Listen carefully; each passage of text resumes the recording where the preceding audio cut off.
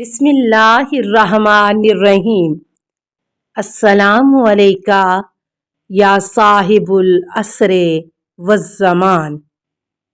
سوال: میں نے عرض کیا کیا جعفر طیار کی اولاد کو امامت و راہبری میں کوئی حصہ ہے؟ جواب: امام علیہ السلام نے فرمایا نہیں۔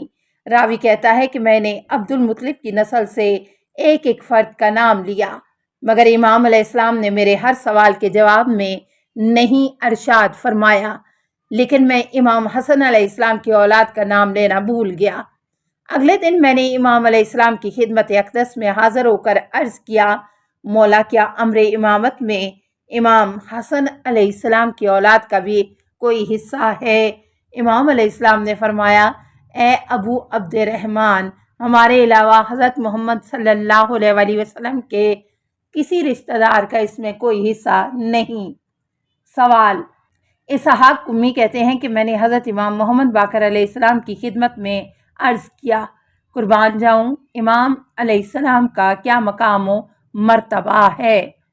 جواب: امام علیہ السلام نے فرمایا، امام وہ ہوتا ہے جو شکم مادر میں سنتا ہے، جب زمین پر آتا ہے تو اس کے دائیں کندھے پر یہ آیت کریمہ لکھی ہوئی ہوتی ہے، وَتَمَّتْ کَلِمَتُ رَبِّکَ صِدْقًا وَعَدْلًا لا مبدل لکلمتہ وہو السمیع العلیم۔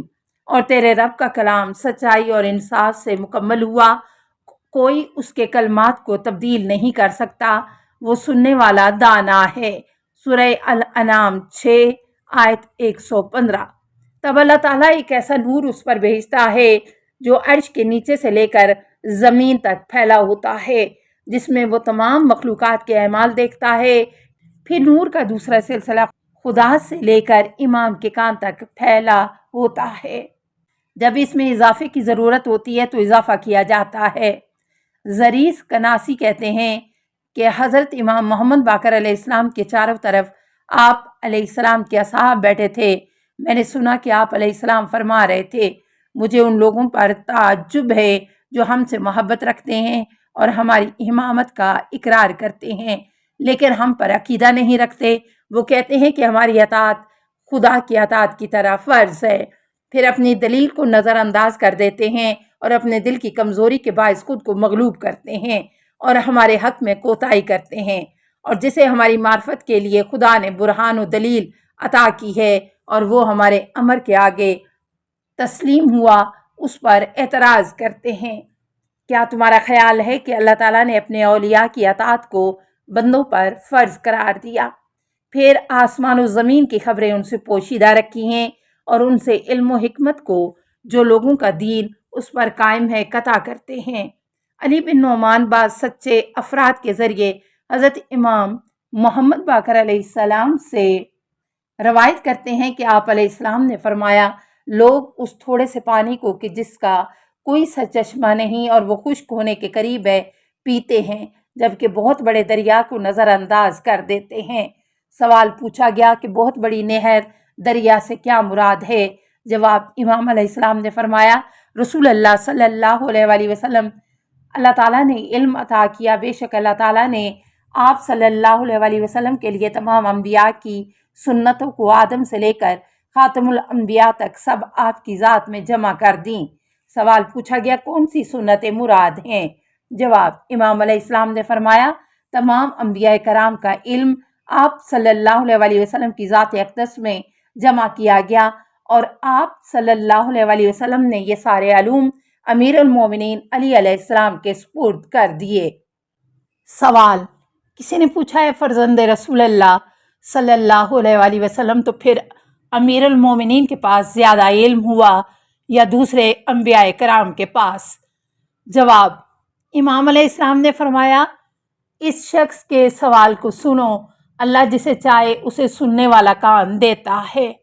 میں بتا رہا ہوں کہ اللہ تعالیٰ نے تمام انبیاء کے علم کو حضرت محمد صلی اللہ علیہ وسلم کی ذات میں جمع کر دیا اور وہ سب علم امیر المومنین علی علیہ السلام کی ذات کو ملا، اور یہ شخص پوچھ رہا ہے کہ علی کا علم زیادہ ہے یا کسی نبی کا؟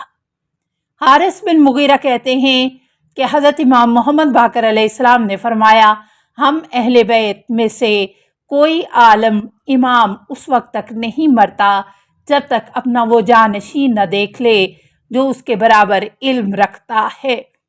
سوال، راوی کہتا ہے میں نے عرض کیا یہ علم و دانش کیا ہے؟ جواب، امام علیہ السلام نے فرمایا یہ رسول اللہ صلی اللہ علیہ وسلم اور علی ابن ابی طالب علیہ السلام کا ورثہ ہے، جس کے ذریعے امام لوگوں سے بے نیاز ہو جاتا ہے جبکہ لوگ اس کے محتاج ہوتے ہیں۔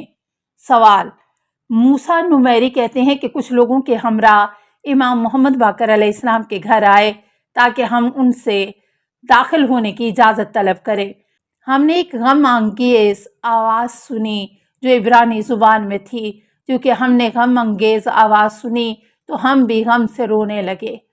ہم نے سوچا کہ امام علیہ السلام نے اہل کتاب میں سے کسی کو قرات اور پڑھنے کے لیے بلایا ہوگا۔ تب امام علیہ السلام نے ہمیں گھر میں داخل ہونے کی اجازت دی اور ہم گھر میں داخل ہوئے تو ہم نے گھر میں کسی کو بھی موجود نہ پایا۔ تو ہم نے عرض کیا اللہ آپ علیہ السلام کو خوش رکھے۔ ہم نے عبرانی زبان میں گفتگو سنی اور سوچا کہ آپ علیہ السلام نے تلاوت کے لیے اہل کتاب یہودی عیسائی میں سے کسی کو بلایا ہوگا۔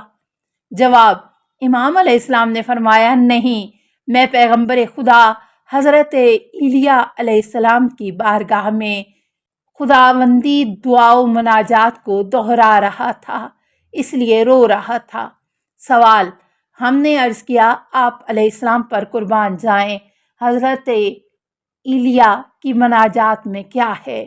جواب، امام علیہ السلام نے فرمایا وہ ہر وقت التجا کرتے تھے پروردگارا کیا جب میں ہر وقت تیری بارگاہ میں کھڑا ہوں اور تیری خدمت اقدس میں ہوں مجھے عذاب فرمائے گا؟ کیا میری طویل نمازوں کے باوجود مجھے عذاب میں مبتلا فرمائے گا؟ یہاں تک کہ آپ علیہ السلام نے اپنے ایک ایک عمل کا ذکر کیا، یہاں تک کہ اللہ تعالیٰ نے ان پر وحی نازل کی، میں تجھے ہرگز عذاب نہیں کروں گا۔ اللہ کے نبی نے عرض کیا پروردگار کس میں یہ جرت ہے کہ تیری قدرت کاملہ کا مقابلہ کرے؟ اگر یہ فرمانے کے بعد بھی تو کہہ دے کہ نہیں، میں تو محض تیرا بندہ ہوں اور تیرا اختیار میں ہوں۔ اللہ تعالیٰ نے ان پر وحی فرمائی کہ میں جو کچھ کہتا ہوں اسے پورا کرتا ہوں، مجھ میں وعدہ خلافی کا کوئی امکان نہیں۔ ابن مسکان کہتے ہیں کہ لیث مرادی نے حضرت سدیر سے میرے لیے ایک حدیث نقل کی۔ میں نے جناب سدیر کی خدمت میں حاضر ہو کر کہا کہ لیث نے آپ کے حوالے سے ایک حدیث میرے لیے بیان کی ہے۔ سدیر وہ کون سی حدیث ہے؟ میں نے عرض کیا قربان جاؤں حدیث یمانی۔ کہنے لگے جی ہاں، میں حضرت امام محمد باقر علیہ السلام کی بارگاہ میں تھا کہ ایک یمنی باشندہ آیا، امام علیہ السلام ان سے سوال پوچھتے رہے اور وہ بتاتا رہا۔ امام علیہ السلام نے فرمایا فلاں گھر کو جانتے ہو؟ کہنے لگا جی ہاں دیکھا ہے، لیکن میں نے ایسا شخص نہیں دیکھا جو آپ علیہ السلام سے بڑھ کر شہروں سے واقف ہو۔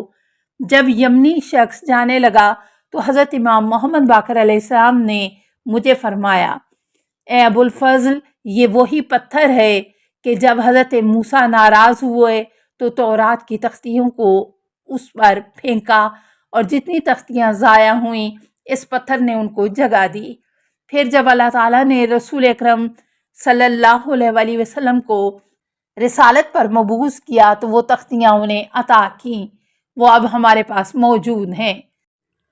السلام علیکہ یا صاحب العصر والزمان، الامان الامان الامان من فتن الزمان، السلام علیکہ یا خلیفۃ الرحمن، السلام علیکہ یا امام الانس والجان، السلام علیکہ یا مظہر الایمان، السلام علیکہ یا شریک القرآن، السلام علیکہ یا قاطع البرہان، السلام علیکہ یا امام زماننا ھذا اجل اللہ فرجک وسہل اللہ مخرجک وظہور کا السلام علیکہ ورحمۃ اللہ۔